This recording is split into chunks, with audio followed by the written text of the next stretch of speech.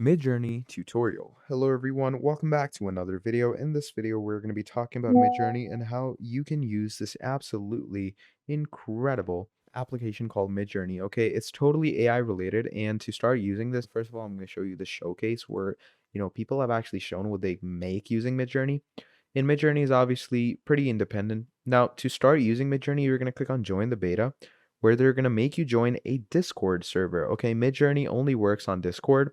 So they're going to give you a Discord server where you can go ahead and make things like these. Look at this art. It's absolutely out of this world, isn't it? So what you're going to do is you're going to add prompts for yourself in Midjourney. Okay, so look at these prompts. Now, to make this, what you're going to do, again, Discord, you're going to continue to your Discord where you're going to accept the invite.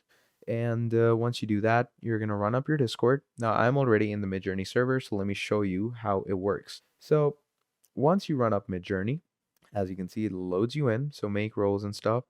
Now, what you're going to do is you're going to go into your Midjourney server. Now, Midjourney server is going to be right here. It's going to look somewhat like that. Over here, you're going to go to any room, okay?